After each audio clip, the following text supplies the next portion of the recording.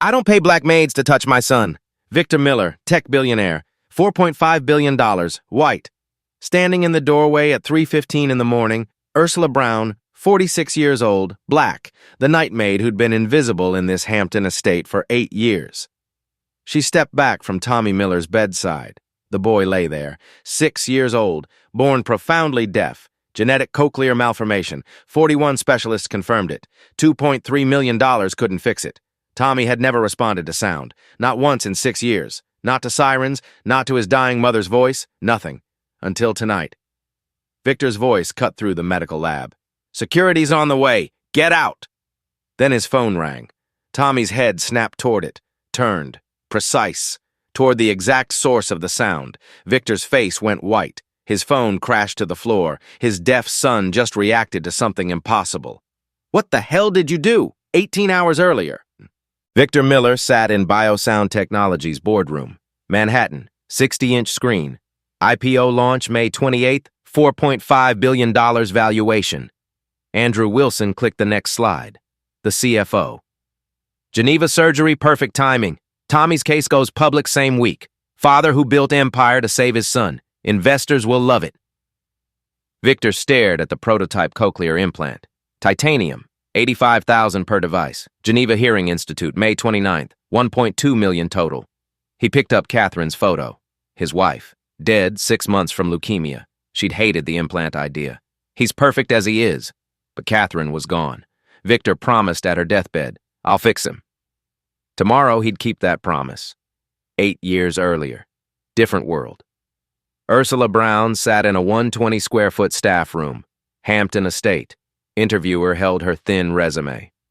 Lab assistant in Haiti through 2010. That's quite a shift to domestic work. Personal reasons. Ursula didn't mention Emma. The kidnapping in Port-au-Prince. 2 years searching orphanages until earthquake buried leads. Didn't mention Victor Miller's wife adopted 3-year-old Haitian girl in 2010. Same year Emma vanished. Too specific to be coincidence. Night shifts. 11 p.m. to 7 a.m., $38,000 a year. Ursula accepted immediately. For 8 years, she'd lived in that tiny room, watching Emma grow from 10 to 18, learning to recognize her daughter in stranger's face, the birthmark on Emma's left wrist, exactly where Ursula remembered. But Emma had no memory of Haiti, no memory of a mother named Ursula. 2019, stage 3 lymphoma, 8 months to live. Ursula refused chemotherapy, couldn't afford it, prepared to die without telling Emma the truth. Her grandmother's voice came to her one night, singing the old healing songs from their village in Haiti. Ginen Palouen, Petit Mouen. The ancestors are not far, my child. Ursula remembered the teachings. Blood carries life, blood carries memory, blood heals blood when the spirits guide it. She found the razor blade her grandmother had given her decades ago, wrapped in red cloth, kept hidden in her room all these years. She cut her palm, let blood flow into a bowl, spoke the words her grandmother taught her, voodoo words, healing words. 3 days later, the tumors began shrinking. 2 months later, they vanished completely. Doctors called it spontaneous remission, ran tests, found something unusual in her blood but couldn't identify what. "We'd like to study your case." Ursula refused. Some gifts weren't meant for laboratories, some healings weren't meant for white coats to dissect. She kept the razor blade, kept the red cloth, kept the words, just in case. Now. The night before Geneva. Ursula stood in Tommy's room, thermometer in hand, 100.6 degrees Fahrenheit. By midnight, 103. By 2 a.m., 104. Tommy's body shook. His left ear started bleeding. The genetic malformation doctors had mapped, the one they said required surgery. Ursula moved fast. Cold compress, alcohol swabs, but bleeding wouldn't stop. Tommy's fever climbed. 104.3, dangerous territory, brain damage territory. She called for Victor, no answer. Called Dr. Harrison, no answer. Middle of night, everyone asleep. Tommy's breathing became labored, shallow, his lips turning blue at the edges. Ursula looked at the medical kit, looked at Tommy dying in front of her, looked at her own hands, her grandmother's voice. When medicine fails, Petit Mouen, blood remembers what science forgets. Ursula made a choice. She pulled the razor blade from her pocket, unwrapped the red cloth, The blade her grandmother had used to heal dozens in their village. The blade that had saved Ursula's own life 3 years ago. She cut her left palm. Deep. Blood welled up dark and rich. She let it drip onto clean white gauze, counted 7 drops, sacred number of healing. Then she pressed the blood-soaked gauze against Tommy's bleeding ear, where his blood still seeped hot and red. She held it there, her blood mixing with his. African blood meeting American blood, healer's blood meeting sick child's blood. She whispered in Creole, words her grandmother taught her, words about life flowing from one body to another, about ancestors guiding the healing, about blood that remembers what flesh forgets. Ginin Sonia Pititsa'a, Ginin Gary Pititsa'a, ancestors remember this child, ancestors heal this child. She held the gauze for 10 minutes, then 20, her palm throbbing, her own blood flowing freely. Tommy's breathing steadied, just slightly. His temperature dropped. 104.3 became 103.8. By 3 a.m., his fever was 102.6. By 3:15, his ear had stopped bleeding. Ursula removed the gauze, wrapped her own hand quickly, hid the razor blade back in her pocket, cleaned up the red cloth, disposed of bloody gauze in medical waste where no one would examine it closely.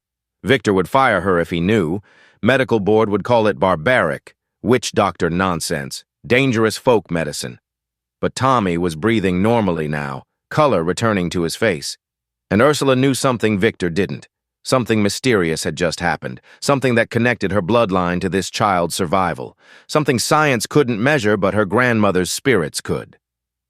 At 6 a.m., the telephone rang on Victor's desk downstairs. Tommy's head turned, just slightly. Just enough.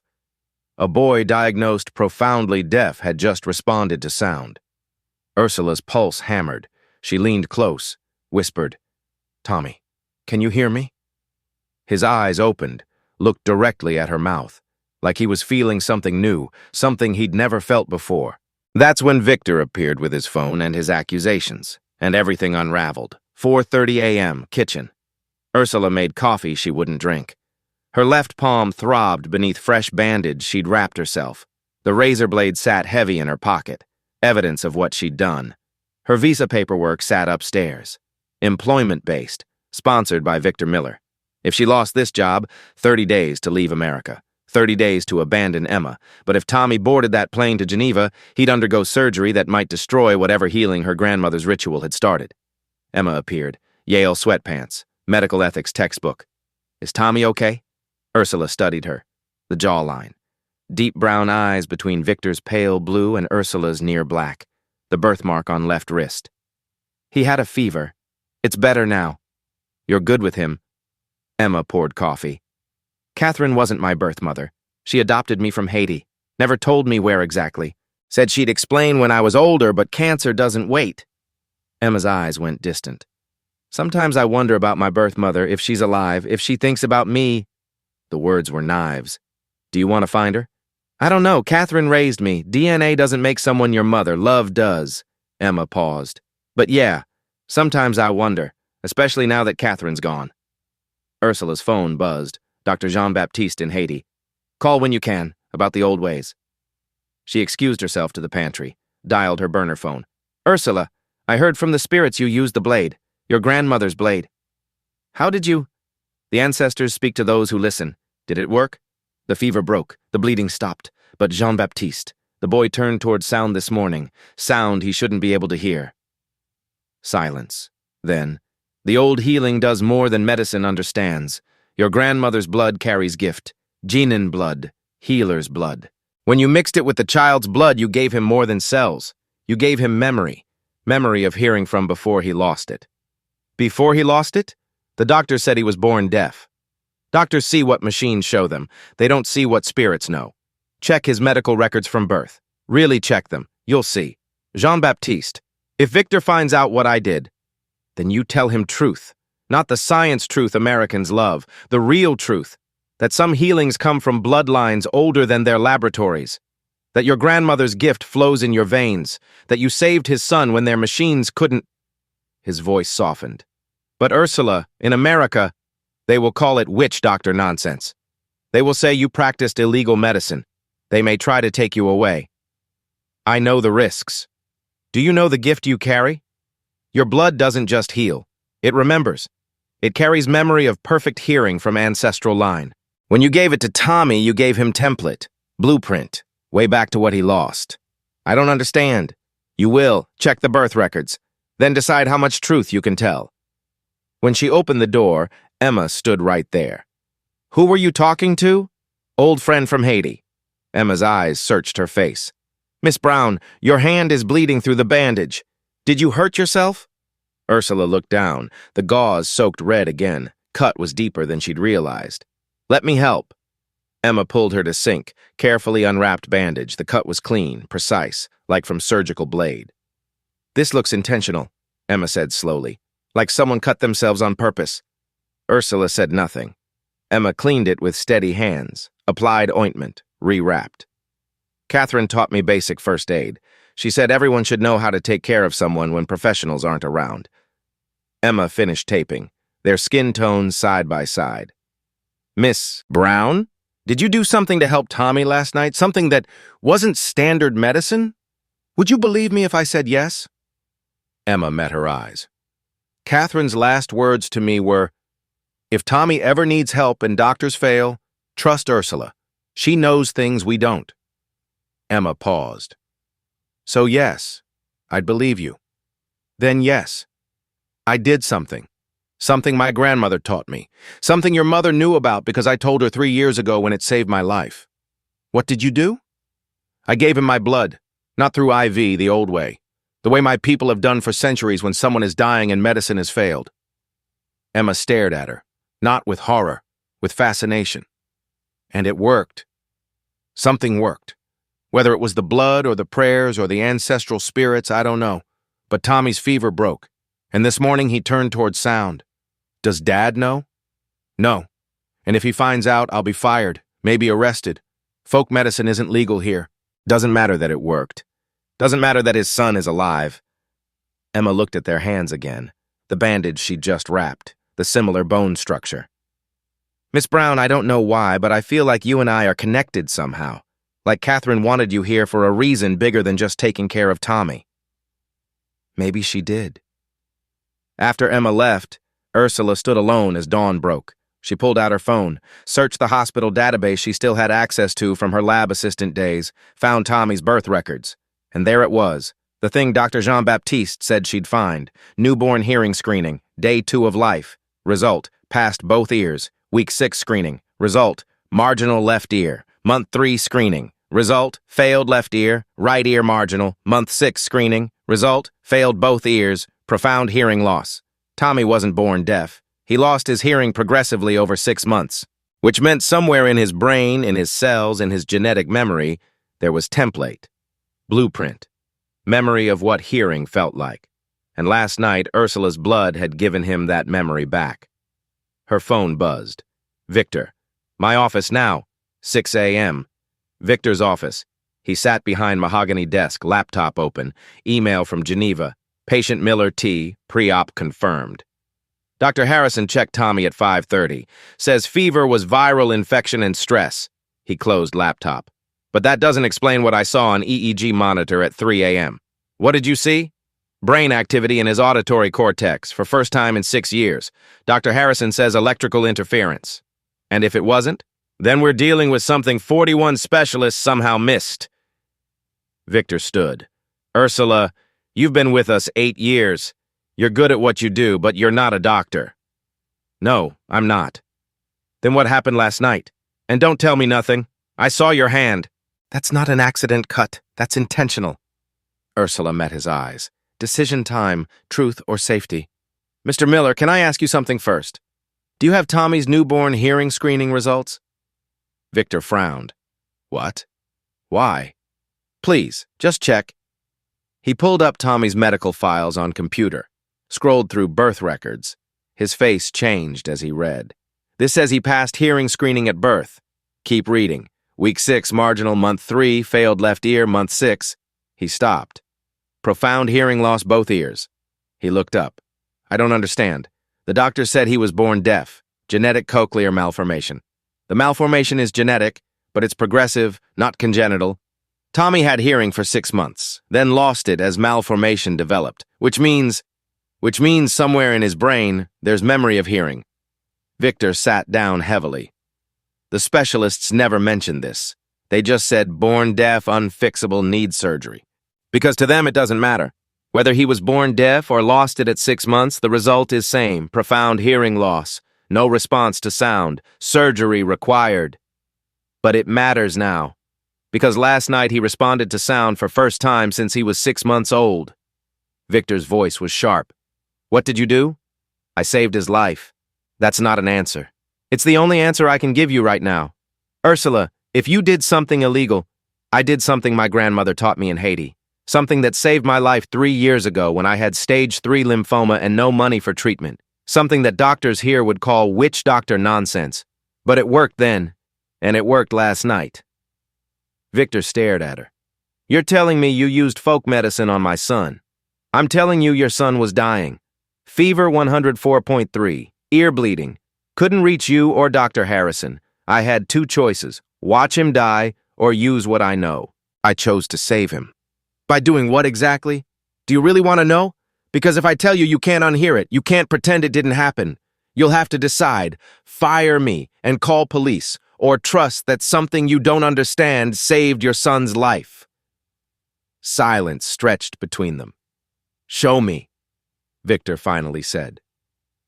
Ursula unwrapped her left palm. The cut was deep, clean, precise. I used a blade my grandmother gave me, 40 years old, used for healing in our village. I cut my palm, let my blood drip onto gauze, pressed it against Tommy's bleeding ear, spoke healing words in Creole, held it there until his fever broke and bleeding stopped. Victor's face had gone pale. You mixed your blood with his. Yes, that's blood contamination, disease transmission, infection risk. I know what your medicine says, but my grandmother healed dozens this way. I healed myself this way. And last night it saved Tommy. How? How does mixing blood heal anything? I don't know the science, I only know it works. My grandmother said blood carries life. Blood carries memory. When you give your blood to someone dying, you give them template. Way back to health. That's not medicine. That's voodoo, yes. That's what Americans call it. Witch doctor nonsense. Primitive superstition. Ursula's voice was steady. But your son turned towards sound this morning. Something he hasn't done in 6 years, so call it whatever you want. It worked. Victor looked at Tommy's medical files. At the progression, hearing at birth, gradual loss, profound deafness by 6 months. Then at Ursula's hand, the deliberately cut palm. Dr. Harrison needs to see this. If you tell him what I did, he'll report me. I'll lose my job, my visa, any chance of staying near Emma. Emma? What does Emma have to do with this? Ursula stopped.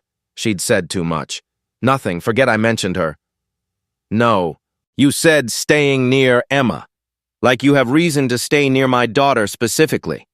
Victor's eyes narrowed. Why? Mr. Miller, right now you have one decision to make. Test Tommy. If he can respond to sound, then what I did worked, no matter how strange it seems. If he can't, then fire me and call whoever you want, but test him first. Victor studied her for a long moment, then nodded. Show me. They went to Tommy's room, the boy awake, picture book in lap, didn't hear them enter. Ursula picked up tuning fork. 512 hertz, standard diagnostic tool. She struck it against her palm, let it ring. Nothing. Tommy continued with his book. She moved to his right ear.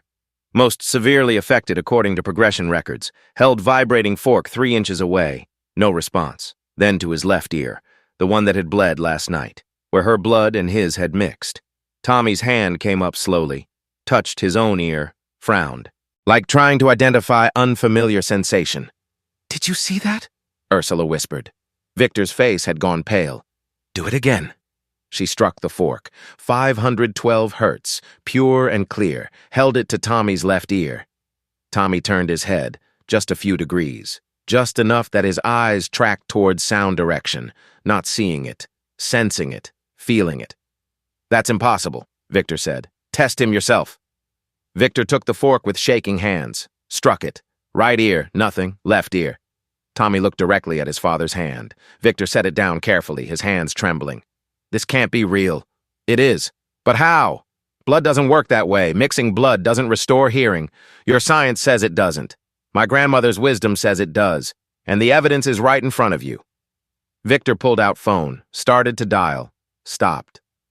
If I call Dr. Harrison and Tommy doesn't respond, we'll know it was coincidence. Fever broke, slight improvement, nothing more. And if he does respond, then we have serious conversation about what the hell happened last night. Dr. Harrison arrived 20 minutes later. Full diagnostic kit, professional skepticism on his face, 3 separate hearing tests, pure tone audiometry, speech recognition, tympanometry, right ear, exactly what charts predicted, severe to profound hearing loss, 70 decibel threshold, left ear, different story, 1000 hertz response, faint but present, 2000 hertz clearer, 4000 hertz, Tommy's eyes tracked towards sound source. Dr. Harrison ran it 3 times, checked equipment twice, finally pulled off headphones. This is highly irregular.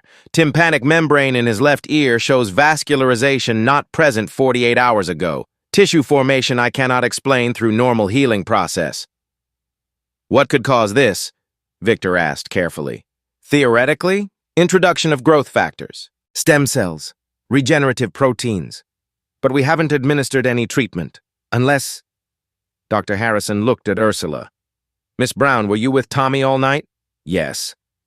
Did anything unusual happen? Ursula glanced at Victor. He gave slight nod. His ear was bleeding. Fever was dangerously high. I couldn't reach you or Mr. Miller. I did what I could with what I had, which was my hands, my knowledge, my faith. Dr. Harrison frowned. That's not an answer. It's the only one I can give. Mr. Miller, I need to know if any foreign substances were introduced to Tommy's system. Blood products, tissue samples, anything? Victor looked at Ursula, at her bandaged hand, at Tommy sitting up in bed, responding to sounds he shouldn't be able to hear. Dr. Harrison? Victor said slowly. What if the treatment wasn't what we'd consider standard medicine? What if it was something else? Something else like what? Like folk medicine, traditional healing. The kind practiced in other countries. Dr. Harrison's face darkened. Mr. Miller, if unlicensed medical procedures were performed on your son, my son is alive, his hearing is returning, that's what matters. No, what matters is if dangerous, unregulated... Test him again, Victor interrupted. Right now, full audiological workup.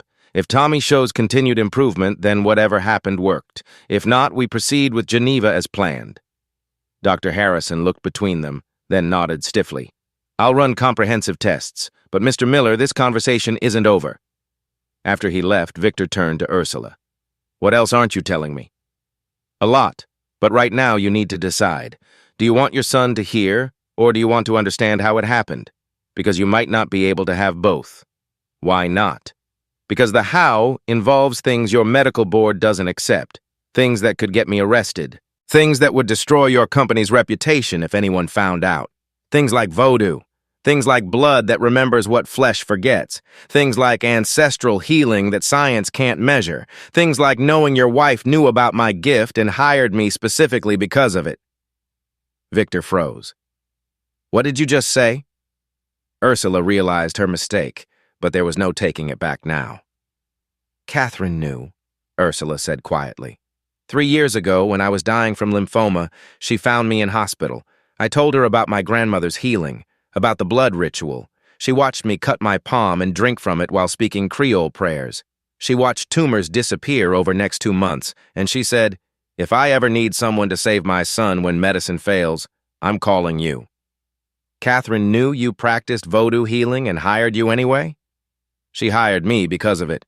She knew Tommy's condition was progressive, knew eventually surgery might not be enough. She wanted someone near him who could do what doctors couldn't. Victor sat down heavily. My wife believed in witch doctors. Your wife believed in healing that works, whatever form it takes. Victor's phone buzzed. Andrew Wilson. Board meeting in 1 hour. Geneva departure 6 p.m. No exceptions. Victor looked at Ursula, at Tommy, at the impossible choice in front of him. I need proof, he said. Real proof that what you did works. Not just one morning of Tommy reacting to tuning forks. Something undeniable. What kind of proof? The kind that makes 41 specialists admit they were wrong. 8:50 a.m. Ursula ran to private medical lab. Someone had been in there. Someone accessed equipment while she and Victor were upstairs. Andrew Wilson stood at PCR machine, printout in hands, backlit by morning sun, expression carefully blank. DNA match analysis, 4 samples, he read aloud. Sample A, Tommy Miller versus Sample B, Catherine Miller, 50% match. Mother and son. He turned page. Sample C, Emma Miller versus Sample D, Ursula Brown, 99.9% match. The room tilted. Mother and daughter, except Catherine raised Emma for 15 years, which means the daughter Victor's paying Yale tuition for. Yours, not hers. He set printout down. Numbers undeniable. Mathematical. True. Sample C versus Sample B, Emma versus Catherine, 0% genetic relation. He looked up, eyes cold.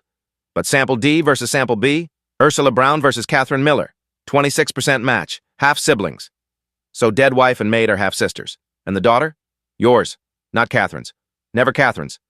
But Ursula barely heard him, because she was staring at one more line on the printout. Sample D blood analysis. CD34 triple positive hematopoietic stem cell markers. Concentration, 1 in 500,000. Note, same markers found in historical voodoo healer populations in Haiti. The lab had found it. The science behind her grandmother's gift. You think I care about your sob story? Andrew's voice cut through. If this DNA test goes public, Victor knows his wife stole a child. Company reputation destroyed, IPO canceled, my $540 million up in smoke. So what do you want? Leave now, never come back, or I send this to police. Kidnapping case reopened. You're the black woman with no papers who mysteriously showed up. Who do you think they'll believe? You forgot option 3. What? Ursula pulled out phone. Voice recorder. Hit play. Andrew's voice. My $540 million. If this DNA test goes public, IPO canceled. His face went white. I recorded this. Securities fraud, conspiracy, obstruction of justice. Ursula stepped closer. But more importantly, I have this. She held up the printout. Scientific proof my blood has regenerative properties. Stem cells at concentration science didn't know existed. And proof those same markers appear in voodoo healer populations, which means what I did to Tommy last night isn't witch doctor nonsense. It's genetic medicine your laboratories are just now discovering. You're bluffing. Try me. I'll publish this paper with or without Victor's permission. NIH will investigate. FDA will want to study me. Your $540 million disappears anyway. But at least I'll have scientific proof I saved Tommy's life legally. Emergency use of naturally occurring stem cells. No license required. Andrew's jaw worked. Then footsteps. Both turned. Emma stood in doorway. Face wet with tears, hands shaking, voice steady. Mom? The word shattered everything. 9:30 a.m. Emma's room. Yale pennant. Medical textbooks. Photos of Catherine everywhere. How long have you known? Emma's voice small. Ursula sat in desk chair, keeping distance. 8 years. Since I walked into this house and saw you. Why didn't you tell me? Because you had a mother. Catherine. She loved you. She raised you. That's real. DNA doesn't change that. But she took me from you. That's kidnapping. Or she saved you from country falling apart. Haiti 2010, earthquake, cholera, gangs. Maybe she thought she was protecting you. Don't defend her! Emma's voice cracked. She gave you Yale, this life. 18 years of safety I couldn't provide. I was in 120-square-foot hospital room. No electricity, $7 a day. Catherine gave you piano lessons, prep school, future. I don't know who I am anymore. You're Emma Miller. You're brilliant, kind, going to be a doctor. You'll save lives. That's who you are. Where you came from doesn't define that. Emma looked at their hands. Same long fingers. What about Tommy? The DNA report said something about stem cells, voodoo healer populations. What does that mean? Ursula took deep breath. It means my grandmother's healing wasn't just faith. It was genetics. Our bloodline carries stem cells at concentrations most humans don't have. When I cut my palm last night and mixed my blood with Tommy's, I gave him those cells. Template. Blueprint. Way back to hearing he had his baby. You did voodoo healing on Tommy. Yes. And it worked. Yes. Does Dad know? He knows I did something. He doesn't know about stem cells yet. Doesn't know about DNA connection between you and me. Doesn't know Catherine planned all this. Wait, Catherine planned what? Wait! Emma jumped up, pulled desk drawer open, extracted envelope, yellowed edges. Catherine gave this to me 2 weeks before she died. Said open it only if something happened to Tommy. Addressed. To Emma and Victor. Open if Tommy needs help.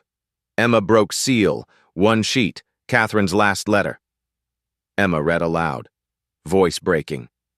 If Tommy is ever in danger and doctors fail, there is one person who can help him. Ursula Brown. 3 years ago, I watched her heal herself from stage 3 lymphoma using traditional Haitian blood healing. No chemo, no radiation. Just her blood, her faith, and genetic gift passed down through generations. Science calls it spontaneous remission. I call it proof that some healings come from places laboratories don't understand. Ursula carries stem cells in her blood, rare markers, 1 in 500,000, and Tommy's progressive hearing loss might respond to those same cells if they are introduced the traditional way, not through IV, the old way, blood to blood. Emma, if you're reading this, you need to know Ursula is your biological mother. I took you from Haiti when you were 3. I was desperate, selfish, thought I could give you better life. I was wrong to take that choice from her, but I kept her close these 8 years because I knew Tommy would need her gift eventually. The surgery in Geneva is last resort. But if there's any other way, trust Ursula. Trust her blood. Trust her wisdom. She saved herself. She can save Tommy. Forgive me. Forgive her. Take care of each other. You're family. You've always been family. Love, Catherine. Silence absolute. Emma folded letter. She knew everything. About your healing gift. About the stem cells. About you being my mother. She orchestrated this entire thing. She gave you 8 years with her. 8 years of being Emma Miller instead of Emma Brown. 8 years of opportunities I couldn't give you. She also gave you 8 years of watching your daughter not know you. 8 years of cleaning toilets for people who didn't see you. 8 years of being invisible. Emma's eyes filled. That's not generous. That's cruel. It's complicated. No, it's selfish. She wanted her perfect family, so she took me. Then when she couldn't fix Tommy, she kept you around like insurance. Like emergency backup healer for when her expensive doctors failed. Emma, but you stayed anyway, for 8 years. Why? Because you were alive, you were healthy, you were happy, and I could see you every day, even if you didn't know me. Even if I was just the help. It was better than losing you completely. Emma wiped tears. The DNA report said you and Catherine are half-siblings. 26% genetic match. How? We discovered it in 2008. She came to Haiti with charity organization. We both looking for our father, same man, different mothers. She was legitimate American daughter. I was illegitimate Haitian daughter. We became friends, sisters, until she saw you and decided she wanted what I had. So she stole me from her own sister. She saved you from earthquake zone, from cholera outbreak, from gang violence. She rationalized it, convinced herself it was rescue, not theft, and you let her. I searched for 2 years. Then earthquake came, destroyed everything, buried leads. When I finally got visa to America, I spent 2 more years tracking you. Found Catherine had adopted you, changed your name, given you new life. By then you were 7. No memory of me. Happy, healthy, loved. Ursula's voice cracked. What kind of mother takes that away from her child? What kind of mother walks back in and says, surprise, I'm your real mother, but you don't remember me and the only mother you've ever known stole you from me? So you stayed quiet. I got hired as night nanny. I watched you grow. I was there for your birthdays, your graduations, your Yale acceptance. I was there, just invisible. You weren't invisible to me, Emma said quietly. I always felt safer when you were there. Always felt like you actually saw me, not just rich man's daughter, but me. She paused. Catherine loved me. I know that. But you loved me even when I didn't know you. That's different. 11 a.m. Ursula knocked on Victor's office door. He sat behind desk, phone silent, staring at Catherine's photo. Andrew told me about DNA test, he said flatly. Victor, he also told me he planned to use it as blackmail. I fired him 30 minutes ago. Security escorted him out. Relief so sudden, Ursula gripped doorframe. I need to know, Victor continued. Catherine and you are half-sisters. Emma is your biological daughter, and Tommy's hearing improvement is because of stem cells in your blood that Catherine knew about for 3 years. He set photo down. Did my wife plan everything? Was our entire relationship built on lie? Catherine loved you, she loved Emma, she loved Tommy, that was real. But she also used you, kept you close like insurance policy for when medicine failed our son. Yes. And you stayed because Emma was here. Because even invisible, I could watch my daughter grow up. And because 3 years ago, Catherine came to me and said, one day Tommy will need what you have. One day doctors will fail him. When that day comes, I need you to do what only you can do. Save him the way you saved yourself. Promise me. And I promised. Victor stood. Show me proof. Not just tuning forks. Not just DNA printouts. Real scientific proof your blood has properties that healed Tommy. What kind of proof? The kind that makes board accept what happened.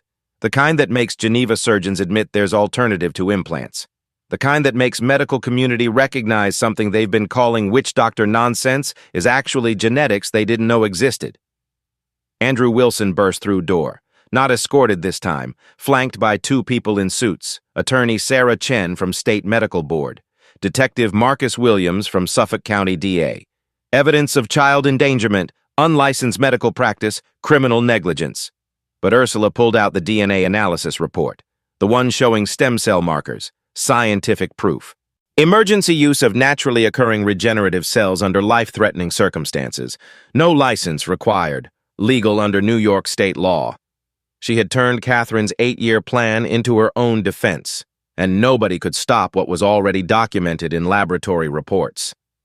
Victor extended his hand to Ursula. Partners. They shook. Power shift complete. Emma stood in doorway. Dad, Andrew just posted something online. The battle for Tommy's healing had just begun, but this time science and ancestral wisdom would fight together. 12:30 p.m. Second transfusion prepared, but this time controlled, documented, scientific. Dr. Harrison supervised, reluctantly. If we're doing this, we do it properly. Blood draw, sterile processing, IV infusion, not folk remedies. The folk remedy worked, Ursula said quietly. Maybe, or maybe it was coincidence. Fever broke naturally. Minor hearing improvement due to inflammation reduction. We need controlled second dose to know for sure. Victor nodded. Do it scientifically this time, but use Ursula's blood. They drew 250 milliliters from Ursula's arm. She'd already lost blood from palm cutting, now donating more through IV. Total 450 milliliters, close to safety limit. Tommy on monitoring bed, IV line ready. Plasma processing took 30 minutes, isolating stem cell-rich fraction from whole blood. The lab confirmed, CD34 triple positive markers at extraordinary concentration. Dr. Harrison prepared infusion, 50 milliliters per hour. Medical standard, 30 minutes in. Tommy's temperature climbed. Immune response, 99.5, 100.1. Normal reaction, Dr. Harrison muttered. T-cells attacking foreign proteins. 45 minutes in. Fever spiked 102.4. Body shook. Dr. Harrison reached for IV. We need to stop. Acute transfusion reaction. No, Ursula said. It's supposed to do this. The healing comes after the fighting. That's not medical protocol, but it's what happened last night. Let it finish, Victor intervened. Give it 10 more minutes. If he doesn't improve, we stop. 55 minutes in, temperature dropped. 102.4 became 100.8. Shaking stopped. Tommy opened eyes. It hurts less. Dr. Harrison checked ear, pulled back. Expression shifted from skepticism to disbelief. Inflammation reducing, vascularization increasing. This is actually working. Relief lasted 15 seconds. Victor's phone rang, screen. Suffolk County Child Protective Services, woman's voice, professional. Mr. Miller, we received report of potential child endangerment. Unlicensed individual performing medical procedures on minor. We're sending investigator within 24 hours. Andrew, Victor said after hanging up. He called CPS, 24 hours. They had 24 hours before investigator arrived. Protocol required 4 more transfusions at 12-hour intervals. 3 more days. They'd never make it. We accelerate, Ursula said. Use Emma's blood. Emma's blood? Victor looked between them. Why would Emma's blood work? Because Emma is my daughter. We share 50% genetic material. If my stem cells work on Tommy because of Catherine's genetic link, Emma's might work even better. She's younger, higher stem cell potency. Absolutely not. I'll do it, Emma said, appearing in doorway. She'd been listening. If my blood can help Tommy, I'll do it. 1:15 p.m. While they debated, Ursula went to lab to prep. That's when she saw it. Refrigerated storage, seal broken, blood samples contaminated, security footage deleted, 1 p.m. to 1:30 p.m. gap. Only 2 people had access, Victor and Andrew. Victor was in medical bay entire time. Andrew sabotaged the samples. Ursula found Andrew in hallway. He smiled. Cold. Shame about contamination. If you use that blood, Tommy develops sepsis. CPS will have all evidence you endangered a child. You did this! Prove it! Footage is gone! And you can't draw fresh blood. You've given 450 milliliters. Medical limit 500 per month. Any more and you risk collapse. Emma appeared. What if I donate instead? Andrew's smile faltered. DNA test showed I'm Miss Brown's daughter. 50% genetic material. If her stem cells work, mine might too. I'm young. Cells more potent. Emma pulled out phone. By the way, I recorded your confession about contaminating blood, trying to force Tommy onto plane for $540 million IPO. You recorded me? First-year Yale pre-law, learned evidence collection from Mom. Emma smiled. Ursula's stubbornness reflected. Want to keep playing? Andrew turned and walked toward exit. Security will escort him out, Victor said. Emma, are you certain? I've never been more certain. 1:50 p.m. Emma sat in medical chair, extended arm. This will feel like a pinch, Dr. Harrison said. I know, Emma said, looking at Ursula. Mom taught me. The word. Mom. Ursula's eyes stung. Needle went in, blood flowing, 250 milliliters, 8 minutes. Outside, jet engines warming, Geneva surgeons waiting, bored, furious, Andrew's posts spreading, CPS investigator en route, but in this room, only steady drip, quiet determination, 2:02 p.m., blood bag full, Emma's plasma being processed. Tommy needs this now, Ursula said. Are we doing this? Victor nodded. Hold the plane. We're not going anywhere. 2:15 p.m., 45 minutes past Geneva departure, Tommy on monitoring bed, Emma in recovery chair, orange juice, color returning, blood bag of Emma's stem cell-rich plasma ready, temperature controlled, Victor by window, jet engines powering down, phone silent. Are you ready, doctor? Harrison asked Tommy. 6-year-old nodded. Is this going to make me like other kids? Better, Ursula said softly, because you'll have 2 mothers' love in your veins. Emma smiled. Dr. Harrison connected IV, started infusion, 180 milliliters concentrated plasma, higher potency than adult blood. Genetic link through Catherine connecting half-sister to daughter to nephew, 5 minutes in. Tommy's cheeks flushed, heart rate steady, 78, 10 minutes in. Dr. Harrison examined with otoscope. Cochlear tissue regenerating, new cilia formation real time. Can he hear yet? Victor asked. Test it, Ursula said. Victor positioned 3 feet away, whispered, Tommy, can you hear me? Nothing. Victor's face fell. It didn't work. Wait, try other side. Right ear never injured. Left ear is what we've been regenerating. Victor switched to left ear, where Ursula's blood and Tommy's first mixed. Tommy, it's Dad. Can you hear my voice? 5-second silence. Then Tommy's head turned, eyes locked onto Victor's face. Dad? Voice cracked. Is that really you? I've never heard you before. Victor's composure shattered, pulled Tommy into arms, wept openly. Yes, it's me. It's really me. Door slammed open. Andrew Wilson, not alone, 2 people in suits, attorney Sarah Chen from State Medical Board, Detective Marcus Williams from Suffolk County DA. Evidence of child endangerment, unlicensed medical practice, criminal negligence. Get out of my house, Victor said. We have warrant. Signed by Judge Peterson based on Mr. Wilson's sworn statement, your son receiving dangerous experimental treatment from individual with no medical credentials. I'm supervising, Dr. Harrison said quickly. Licensed physician. Every procedure within protocol, except unregulated stem cell therapy, which requires FDA approval. Emergency medical intervention under physician oversight with parental consent. Legal under New York state law. We'll let judge decide. We're taking Tommy into protective custody pending investigation. No. Victor stepped between them. You're not touching him. Mr. Miller, this isn't optional. Look at him. 3 days ago, profoundly deaf. Genetic cochlear malformation. Confirmed by 41 specialists. Couldn't hear fire alarms 6 inches from ear, now having conversation with me, because of her. He pointed at Ursula. Because she saw something every expensive expert missed. Anecdotal evidence isn't scientific proof. Then test him, right now. Full hearing tests. If you find he still has profound hearing loss, I'll get on that plane to Geneva myself. But if he can hear, then you admit maybe we did something right. Attorney and detective exchange glances. We'd need independent audiologist. Done. NYU Medical Center. Dr. Patricia Moore, head of audiology. 30 minutes away. Never examined Tommy. Never involved. Completely independent. Fine, we'll wait. But Tommy stays under our supervision. He doesn't leave this room. Agreed. 23 minutes later, Dr. Patricia Moore arrived.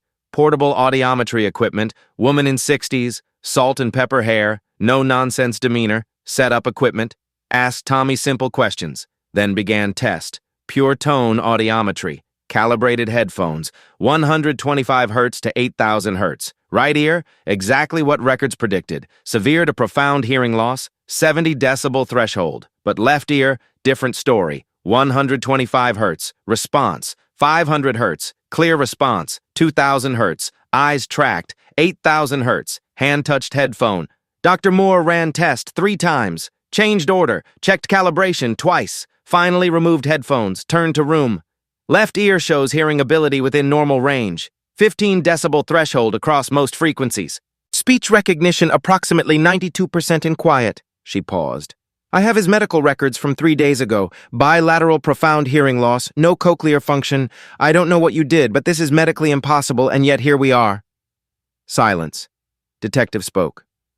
Dr. Moore, is there evidence of harm to child? No. He's healthy, alert, responsive. No signs of distress. And the procedure? Based on what I'm seeing, it worked. I've been audiologist 40 years, seen every experimental treatment. Most are snake oil. This is genuine medical breakthrough. Attorney closed briefcase. Detective, I don't think we have grounds. Physician supervised. Child consented to extent 6-year-old can. Parent consented fully. Outcome was beneficial, not harmful. Andrew's face purple. But FDA regulations apply to commercial treatments, not emergency medical intervention under physician care. Mr. Wilson, did you have financial interest in ensuring this child received implant surgery? I'm CFO of company that makes implants. So yes. Financial conflict of interest. I think we need to investigate who filed this complaint and why. Detective pulled out handcuffs. Not for Ursula. For Andrew Wilson. Sir, you're under arrest for filing false report and attempting to coerce medical treatment for financial gain. You have right to remain silent.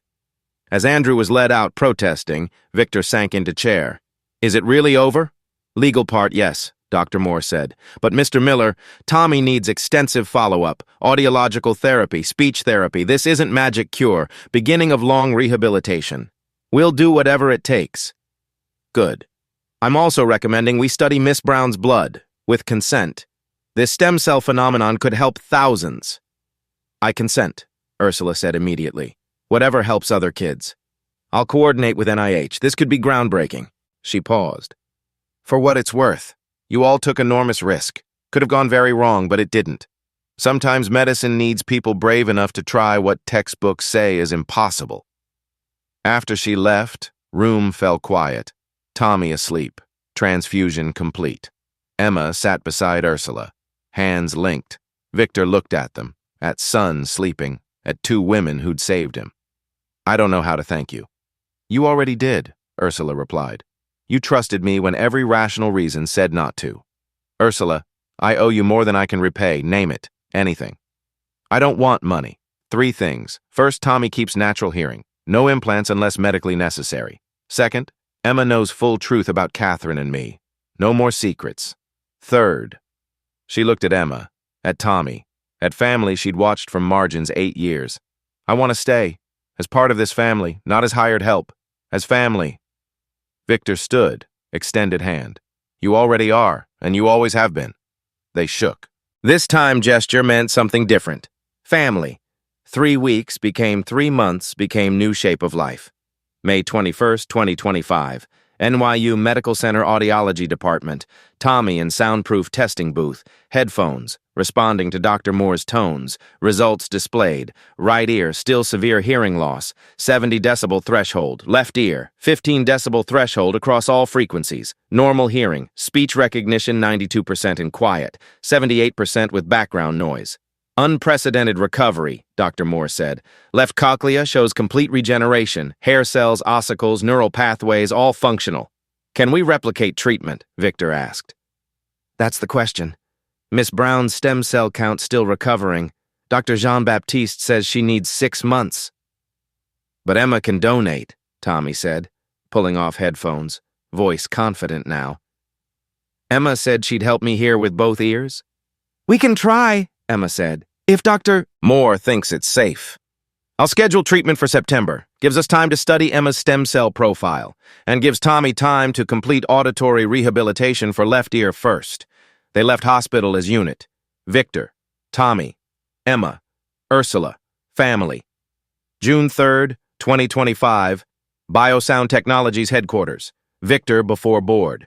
I'm proposing 40% of R&D budget to stem cell hearing regeneration research. $180 million initial funding. Board skeptical.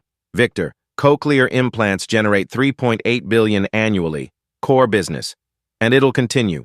But we have opportunity to heal instead of just assist. Tommy's case proves natural regeneration possible. He showed data, audiogram results, cost analysis, zero equipment, just blood processing, projected market, 466,000 children globally. 10% compatibility, 46,000 patients.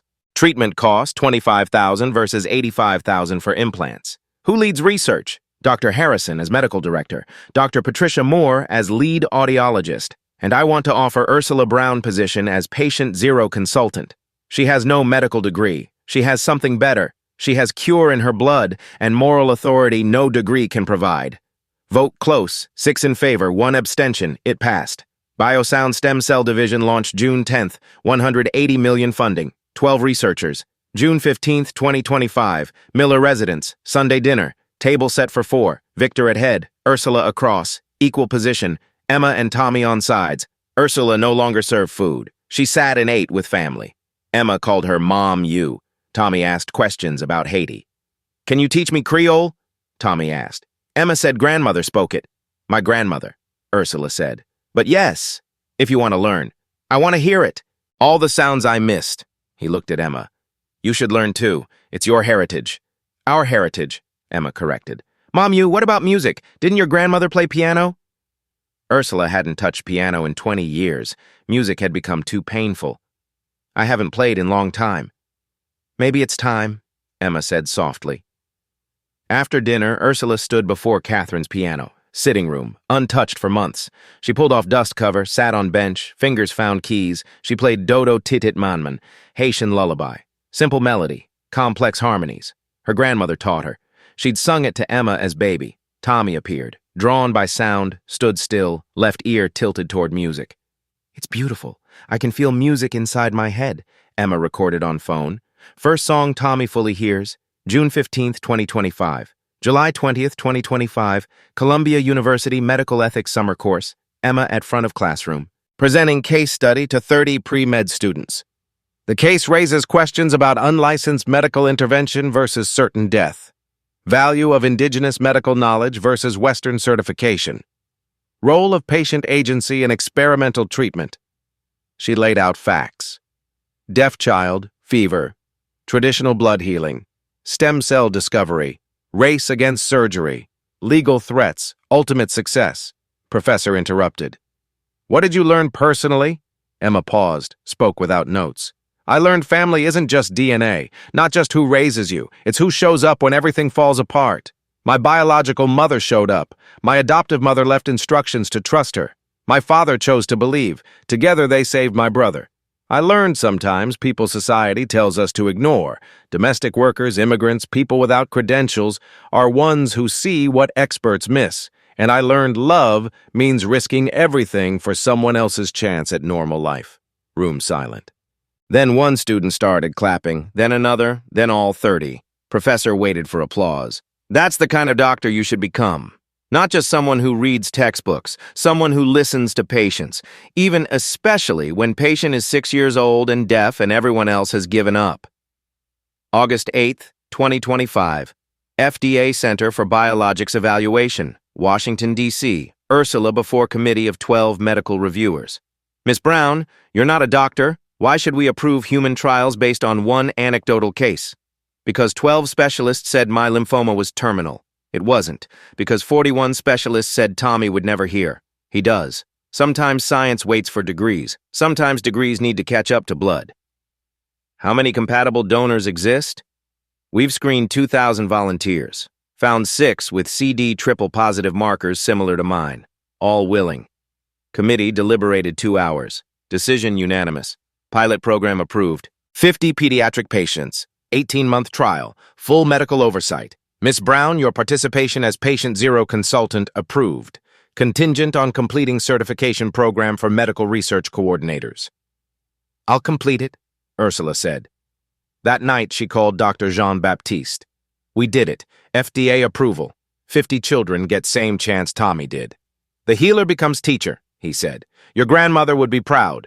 May 27th, 2026, exactly 1 year after first blood healing. Central Park, New York City, first annual Hearing Hope Walk, 5,000 people wearing blue t-shirts, Miller Brown Foundation logo, stylized ear surrounded by sound waves.